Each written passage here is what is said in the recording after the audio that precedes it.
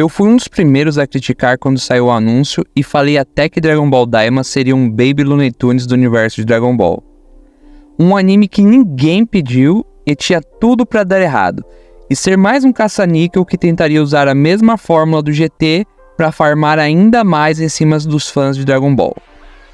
Mas Dragon Ball Daima tá cheio de novidades, trazendo muita coisa nova, e tem alguns fatos curiosos também que a gente vai comentar aqui. Então, vamos lá, sem enrolação, e já vou logo dizendo que eu tô curtindo muito Dragon Ball Daima. E vale a pena também começar falando que, apesar de não ser um fator determinante para avaliarmos se um anime é bom ou não, a animação pode tornar a experiência de quem está assistindo muito mais agradável. E é o caso de Dragon Ball Daima, que diferente do Super, já começou no mais alto nível de animação gráfica e com traços e supervisão do mestre Akira Toriyama, então não tinha como dar errado, né? Aliás, comenta aqui se você curte algum anime que aos olhos da galera tem os traços ruins.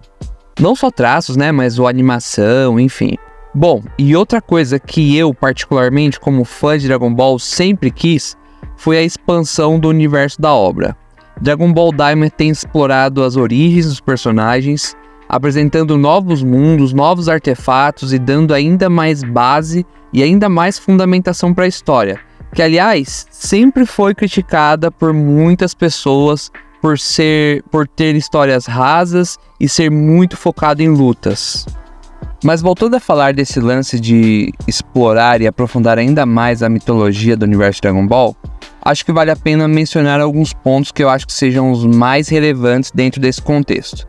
E para começar, eu queria mencionar a parte dos Namekuseidins, que foi revelado que eles são originalmente no mundo dos demônios. E aí, por algum motivo, eles tiveram que migrar para o outro plano, e aí até que acharam um planeta que é, como nós conhecemos, o planeta dos Namekuseidins. E falando no mundo dos demônios, também foi citado que existem 3 demônios guardiões. Na verdade, eu não me lembro ao certo se eles foram de fato classificados como demônios, mas eles são criações, eles foram criados para proteger as esferas do dragão. Então, muito provavelmente, veremos esses 3 demônios ou esses 3 guardiões em combate com os guerreiros Z para proteger as esferas do mundo dos demônios. Que, se eu não me engano, também se chama Makai, assim como em Yu Yu Hakusho. E por falar em Yu Yu Hakusho, temos a história do terceiro olho. E aí, menciono Yu Yu Hakusho porque, como a maioria já sabe, temos o Riei, que é um usuário desse conceito de terceiro olho. Mas em Dragon Ball nós também temos um usuário do terceiro olho.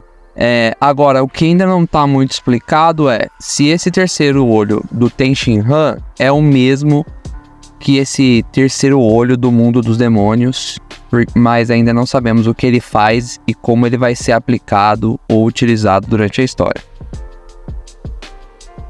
E por último, eu queria falar de 2 coisas, e eu acho que essas 2 coisas elas estão conectadas. O primeiro, ainda nesse contexto de expandir a obra, né, nós temos os artefatos, ou acessórios, coisas que têm uma certa simbologia envolvida ou significado.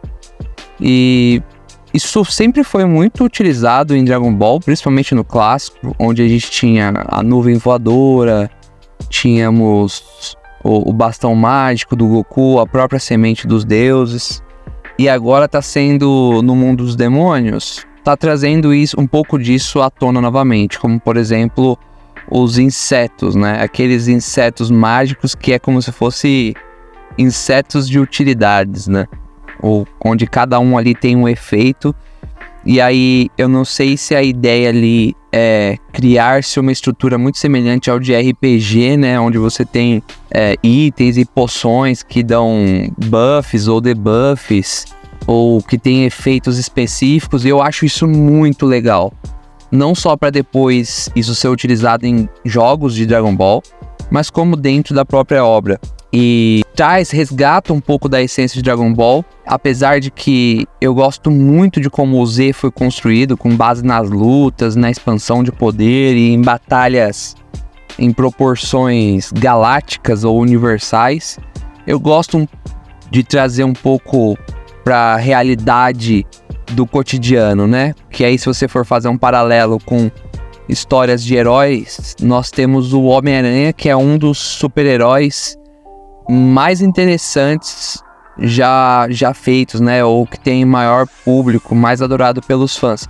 Justamente porque é um super-herói que tá próximo das pessoas, né? Diferente do Superman, que é quase um deus, e aí acaba sendo visto ali como algo muito distante. E aí, eu já emendo a segunda coisa. No capítulo 5, se eu não me engano, de Dragon Ball Daima, tem uma briga de bar.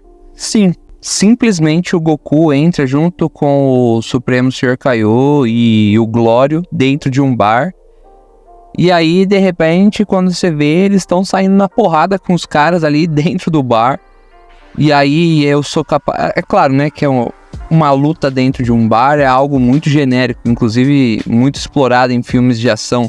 Mas aí eu como fã do anime Street Fighter, não tenho como lembrar daquela luta clássica e lendária do Ryu contra o Gaio dentro do bar.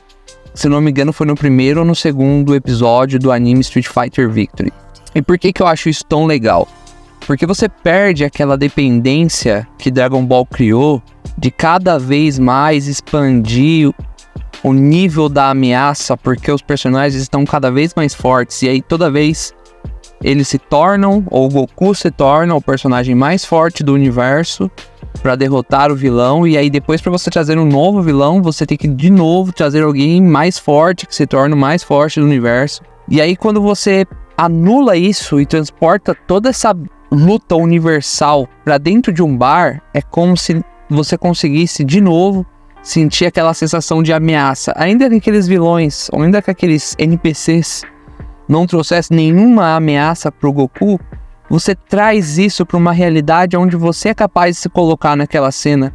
Então você acaba talvez podendo sentir uma sensação de ameaça, coisa que você não sentia mais nas lutas de Dragon Ball Z, porque ainda que tudo desse errado no final, você ainda poderia utilizar as esferas do dragão e reviver todo mundo. Então acaba que você acaba se desconectando ali daquela cena ou da sensação de ameaça, e eu acho muito legal Dragon Ball Daima trazer isso. E aí não tem como não falar do nerf, né, que eles sofreram por estar rejuvenescidos.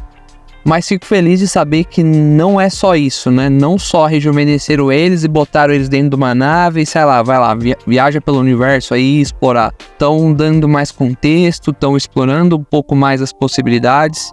E isso me deixa muito feliz, e inclusive calou a minha boca quando eu fiz um vídeo anterior criticando, falando de Dragon Ball Daima, o porquê eu acho que ele não seria tão legal assim. Mas é isso, as expectativas estão altas. Tô feliz por estar assistindo Dragon Ball, uma continuação, ou a gente não sabe muito bem ainda como vai ser isso, né? Se vai anular ou não vai anular o Super.